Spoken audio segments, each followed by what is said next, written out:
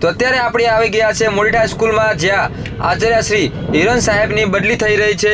તો મિત્રો તમે જોઈ શકો છો કેટલી ગાડીઓ પડી છે, ઠાર ગાડી પણ આવી ગઈ છે અહીંયા, જે હિરણ સાહેબની બદલી છે એટલે। અને આ છે સ્કૂલ જ્યાં અમે આ સ્કૂલમાં ભણ્યા હતા। તો મિત્રો તમે જુઓ સ્કૂલને કેટલી સરસ બનાવી છે। હિરણ સાહેબે તેમના પોતાના ખર્ચે પણ આમાં ઘણો બધો કરી દીધો છે। અને આમ આચાર્ય શ્રી હિરણ સાહેબની વાત કરવા જઈએ તો એમના પૈસે પણ એમને ઘણો બધો સ્કૂલમાં સુધારો કર્યો છે, જેમ કે બ્લોક, બગીચો, ઘણો બધો સુધારો એમને કર્યો છે। અને બાળકોને હેત પણ બહુ આપતા, એટલે બાળકોને દુઃખ પણ બહુ થઈ રહ્યું છે કે સાહેબ હદ વચ્ચે એમને મૂકીને જઈ રહ્યા છે આ સ્કૂલ છોડીને। તો મિત્રો તમે જોઈ શકો છો કે અત્યારે આચાર્ય સાહેબને કેટલો હેત છે આ બાળકોને। અત્યારે તમે જો એમની વિદાય થઈ રહી છે એટલે લોકોને ખૂબ જ દુઃખ થઈ રહ્યું છે કે હજી સુધી થોડા વધારે રહ્યા હોત તો સારું હતું। અને 9 વર્ષ તેમને અહીંયા નોકરી કરી છે એટલે દુઃખ તો થવાનું જ છે। એટલે વિડીયોને પૂરો જોજો કે આચાર્ય શ્રી હિરણ સાહેબ શું કહે છે એમના વિશે અને આ ગામ વિશે અને બાળકો વિશે। તો વિડીયોને મિત્રો તમે પૂરો જોજો અને તેમના પરિવારને પણ સાથે લાવ્યા છે। ત્યારે પણ આ શાળાને મારી કોઈ પણ પ્રકારની જરૂર હોય, કોઈ પણ પ્રકારની, ત્યારે માત્ર હિરેનભાઈનું નામ લેજો, હિરેનભાઈ અહીંયા ઊભા જ હશે। આ પરિવર્તન ખાલી કરીને હું જતો નથી આવ્યો, મારું દિલ અહીં મૂકીને જઉં છું। હંમેશા મારું દિલ અહીં ધબકતું રહેશે। આ વૃક્ષો તમે બધા જે જોવો છો એની અંદર મારું હૃદય રહેશે, એટલે બધા મારું હૃદય સાચવજો। અને આ શિક્ષક મિત્રોને આટલો જ સરસ સપોર્ટ કરજો, એટલે આ જે વૃક્ષો આયા છે એના ફળ તમને સતત મળતા રહેશે, આ જીવન મળતા રહેશે। આ જીવન મુડેઠાનો ઋણ મારા ઉપર રહેશે। હું હંમેશા મુડેઠાને યાદ રાખીશ। મારા પાસે શબ્દો ઓછા છે કે આ મુડેઠાએ જે મને આપ્યું છે, એસએમસી આપ્યું છે, તમામ જે સરપંચો સાથે મેં કામ કર્યું છે એમને આપ્યું છે, ગ્રામજનોએ આપ્યું છે, વડીલોએ આપ્યું છે, પત્રકાર મિત્રોએ આપ્યું છે, નાનામાં નાનો છેલ્લામાં છેલ્લો વ્યક્તિ આપ્યું છે, અને સૌથી વધારે આ મારા નાના ભૂલકાઓએ આપ્યું છે કે જ્યારે હું અહીંથી જઉં છું ત્યારે એમની આંખો ભીની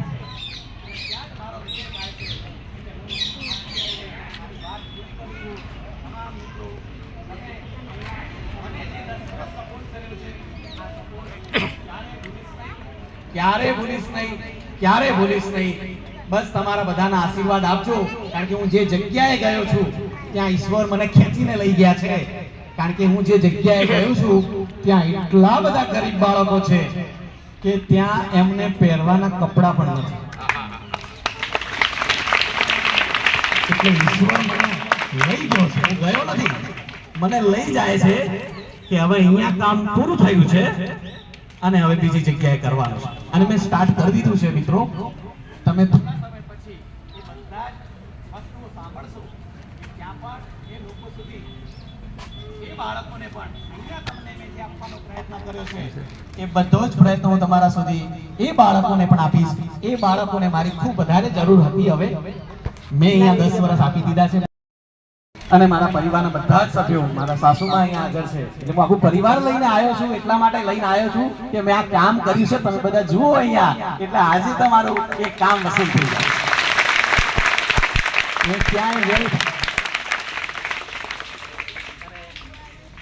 આ પરિવારના આશીર્વાદ હંમેશા મારા ઉપર છે, અને એટલે જ અહીંયા આવ્યો છું અને હંમેશા આવતો રહીશ। ફરીથી મારું હૃદય આ શાળામાં ધબકે છે। આ હૃદયના ધબકા ચૂકવતા નહીં, આ વૃક્ષો ક્યાંય નુકસાન ના થાય, આ આખા ગામની જવાબદારી છે।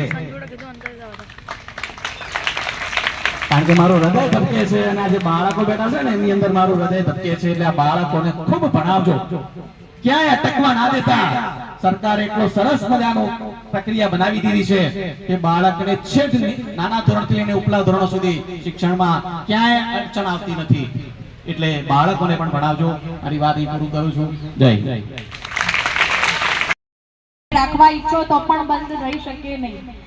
સાહેબનું ભલે આ છેલ્લું પ્રવચન આપણી સમક્ષ હતું, સાહેબે એમના પરિવારના વખાણ કર્યા અને કરવા જ ઘટે, કારણ કે એક આવું ઉમદા વિરલ વ્યક્તિત્વ આપણને ત્યારે જ મળ્યું છે જ્યારે એમને પૂર્ણ સપોર્ટ કરવા વાળો પરિવાર હતો।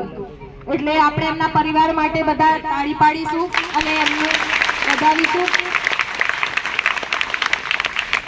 હવે આપણો કાર્યક્રમ પૂર્ણતાના આરે લઈ જવા માટે અમારા શાળાના મુડેઠા શાળાના શિક્ષક મિત્રો સાહેબ માટે પોતાની વ્યક્તિગત ભેટો લાવ્યા છે, પોતાની લાગણીઓ લઈને આવ્યા છે અને એ બસ 5 મિનિટનો કાર્યક્રમ છે. મને ખબર છે કે મારા આ વિદ્યાર્થી મિત્રો ઊંચા નીચા થઈ રહ્યા છે કે બેન હવે અમને ઊભા થવા દો, પણ બેટા આપણે 5 મિનિટ બેસીએ જેથી કરીને આપણા સાહેબના સન્માનમાં એમને શીખવેલી શિસ્તનો ભંગ ના થાય. વિદ્યાર્થી મિત્રો બેસીશું અને શિક્ષક મિત્રો તમારી વ્યક્તિગત ગિફ્ટ લઈને એક પછી એક આવીને આપણે સાહેબનું સન્માન કરીશું.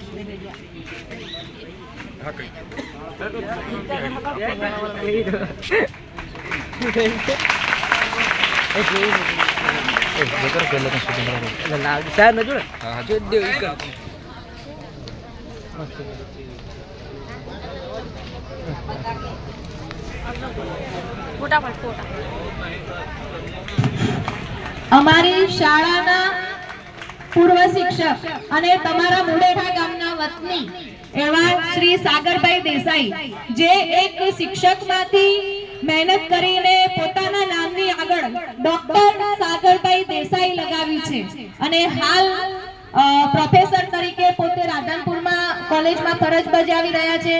તેઓ સાહેબના કહી શકાય કે જોડીદાર, સાથીદાર, હંમેશા દરેક વાતમાં સાહેબની સાથે ઊભા રહેવા વાળા સાગરભાઈ પણ સાહેબનું સન્માન કરવા આવી રહ્યા છે. સાગરભાઈને પણ વિનંતી કે તેઓ સાહેબનું સન્માન કરે.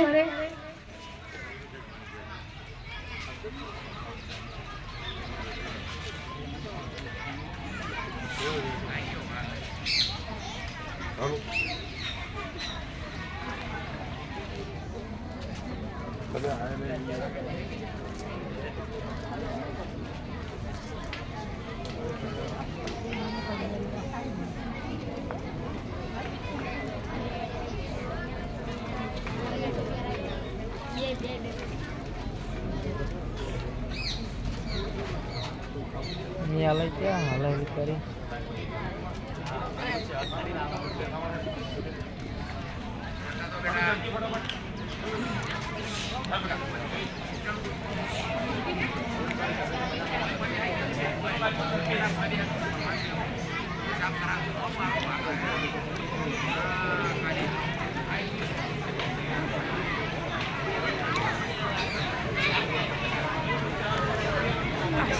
બોટલ માંથી સાર પાડી ને. હા શેરટની બોટલ. શેની હેઠળની બોલ શેરટની એવું હોય છે કે શેરટની બોટલ કહું છું.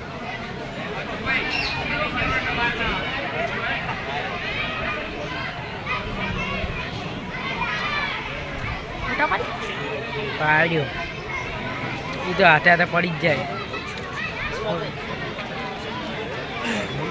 લાવ સાહેબ ને પકડું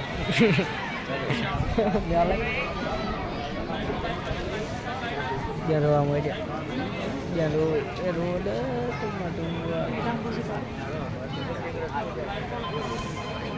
શેરટની બોટલ.